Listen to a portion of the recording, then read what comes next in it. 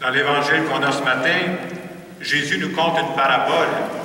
Il parle de semences, etc. Et ce qui est bon de voir, c'est que dans cette parabole-là, il y a clairement deux temps. Il y a un premier temps où il faut semer, c'est-à-dire un premier temps où il faut passer à l'action, il faut agir. Mais la parabole fait aussi ressortir qu'il y a un deuxième temps. C'est-à-dire, une fois qu'on est passé à l'action, il faut aussi faire confiance qu'il y en a un autre qui agit et que Dieu agit. Et Dieu, sa spécialité, c'est de voir à la croissance. Et par la parabole que Jésus nous conte, il veut nous faire comprendre que Dieu est capable de faire des merveilles à partir des petites semences qu'on met en terre. Et c'est quoi nos petites semences? Bien, c'est nos petits gestes, c'est nos paroles. Et vous remarquez que la parabole insiste sur le contraste qu'il y a entre la petitesse des semences puis qu'est-ce que ça va donner à la fin.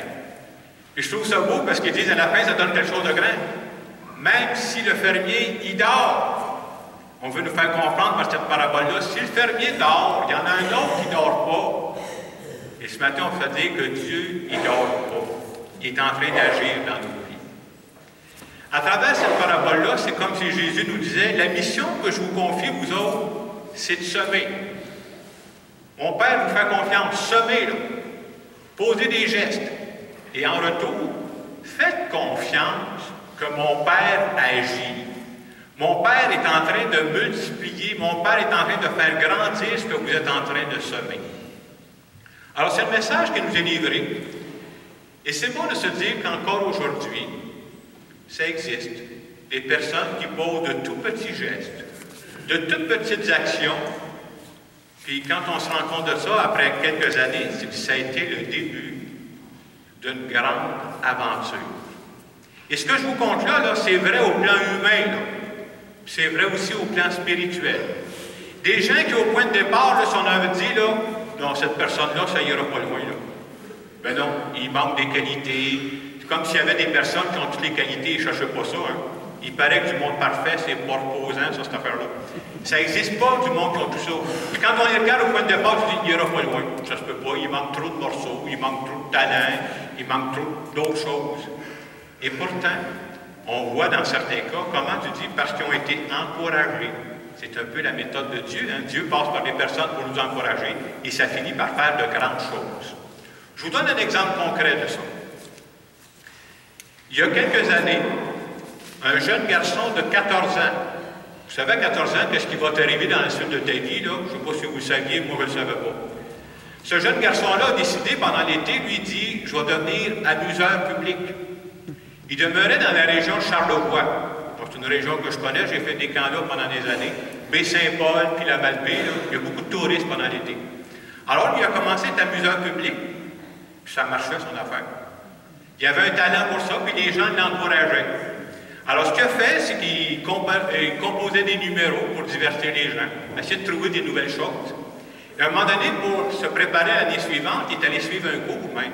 C'est parce qu'il était décidé, hein. Vous avez peut-être déjà vu ça dans des fêtes populaires. Lui, il est allé suivre un cours pour être cracheur de feu. Moi, j'avoue que je n'ai jamais suivi le cours.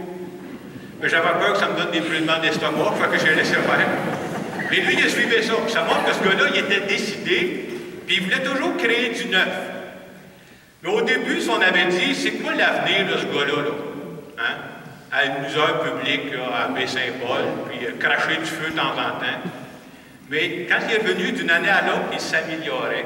Puis les gens l'encourageaient. C'est souvent comme ça que Dieu passe. Hein? Si vous voulez développer quelque chose, on l'encourage. Puis là, il s'est dit, va nous créer de nouveaux numéros. Puis d'une année à l'autre, il créait des choses de plus en plus belles, puis on l'engageait pour des fêtes de plus en plus grandes. Ce petit garçon-là, de 14 ans, il a vieilli. Il est devenu adulte. Et ce petit garçon-là s'appelle Guy Laliberté. Et en 1984, il a fondé le Cirque du Soleil. Incroyable, hein? Comment ça peut se passer, hein? Si on avait dit au petit garçon qui a la liberté, si on avait dit aux gens, pensez-vous que ça a de l'avenir, ce gars-là? Pour ceux qui ont bien du monde qui aurait gagé là-dessus, hein?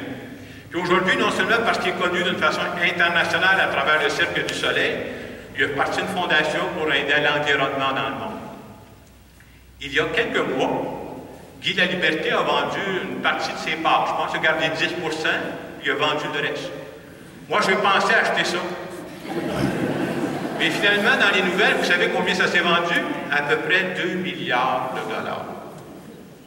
Avec un petit gars de 14 ans qui a commencé à cacher du feu à Baie-Saint-Paul. Hey, c'est payant le feu, hein? Et tout ça pour vous dire qu'au point de départ, ce petit garçon-là, ce qu'il faisait, ça a l'air d'une petite goutte d'eau, hein? C'est une petite semence. Qu'est-ce que ça va donner pour la suite? Moi, je crois que Dieu a donné une semence à ce gars-là, qui était une semence de créativité, puis il s'en est servi. Mais si on avait dit à Guy Laliberté, là, quand il avait 14 ans, je t'annonce que dans X années, tu vas fonder un cirque qui va être connu à travers le monde, puis tu vas avoir plus d'1 milliard dans tes poches, il m'aurait regardé en disant, c'est toi qui craches le feu, là. Et c'est beau de voir comment Dieu parle de petites semences pour faire des merveilles. La plupart du temps, les gens qui déposent des semences dans nos cœurs, là, ce sont des personnes proches de nous. Et ces semences-là, là, des années plus tard, ça peut ressortir, ça peut nous suivre. Le pape François, qui est avec nous depuis 2 ans, le pape François dit, moi, ma foi, là, la personne qui m'a plus marqué dans ma foi, il dit, c'est ma grand-mère Rosa. Il dit, quand j'étais jeune, là, c'est elle qui m'a un peu initié au bon Dieu, qu'est-ce que c'est Jésus. Puis il dit, ce qui m'a surtout marqué, c'est que moi, ma grand-mère Rosa, c'est une femme qui a rencontré beaucoup de difficultés dans sa vie. Et grâce à sa foi, elle n'a pas démissionné. Elle est restée courageuse. Et aujourd'hui, je ne sais pas à quel âge j'ai rendu le pape, je pense au 78, 79, quelque chose de même. Il dit tous les jours, moi j'ai un livre de prière, son bréviaire, là, puis j'ai une image de ma grand-mère dans mon bréviaire. Puis il dit, quand je la regarde, ça me rappelle, hey, lâche pas, elle n'a pas lâché, elle, sois courageux dans ta foi aujourd'hui.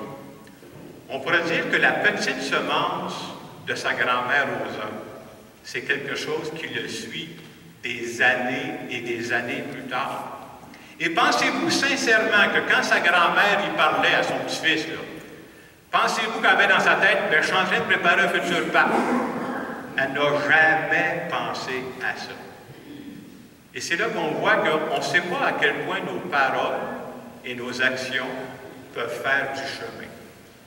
Ce matin, à travers cette célébration, on se fait dire que la plus belle semence qu'on est en train de mettre en terre, nous autres, là, c'est notre vie. Je suis sûr que, si vous êtes ici ce matin, il y a des gens qui, à un moment donné, dans votre cœur, ont déposé des semences.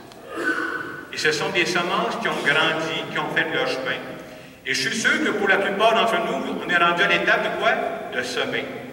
Vous êtes en train de semer. Il y a des gens autour de vous, là, par votre façon de vivre, par votre façon d'aborder la vie, ce sont des semences que vous portez. Oui, mais ça va être quoi la suite? C'est pas ta job. Ma job à moi, c'est semer. Le reste, faisons confiance que Dieu va agir. Vous savez, le problème avec nous, c'est que nous autres, on est pressés. Là. On aimerait ça que nos semences apportent du fruit. Là. J'aimerais semer ce matin pour avoir des fruits ce soir, si possible. Hein. Faisons donc confiance que Dieu agit. Si c'est vrai que moi, j'ai une partie à faire, je fais confiance que Dieu va faire l'autre partie. Dans la Bible, quand on regarde les pages de la Bible, c'est plein de gens qui ont fait des petites actions au début et que ça a été le début de grandes aventures. Je pense à Abraham. Quand on a dit à Abraham, pars de chez vous puis va-t'en, mais ça va faire quoi? Marche. Tu verras après. Et ça a fait toute une suite. Hein? C'est comme si l'Évangile de ce matin nous disait, Dieu veut faire équipe avec nous. Si je vous disais qu'il y a 25 ans, René Angelil était venu me rencontrer et il dit, Jacques, je veux faire équipe avec toi. Mais j'aurais dit, oui, je le veux. Hein? Mais là, ce matin, c'est bien mieux qu'un René Angelil, c'est Dieu qui dit, je veux faire équipe avec toi. Il n'y a pas de meilleur manager que ça, là. Et nous, notre rôle, c'est de dire, j'accepte de faire équipe avec toi. Alors, dans le moment de silence qui va suivre, je vous invite à vous rappeler, essayez de revoir dans votre vie. Y a-t-il un moment où tu dis, là, j'ai accepté de poser tel geste. J'ai déposé une petite semence. Puis aujourd'hui, avec le recul, je suis capable de voir qu'il est sorti quelque chose de beau de ça. Est-ce que je crois que ça dépend de moi? Mais est-ce que je crois que ça dépend aussi de lui? Autrement dit, est-ce que je crois que ma vie est un travail d'équipe avec Dieu?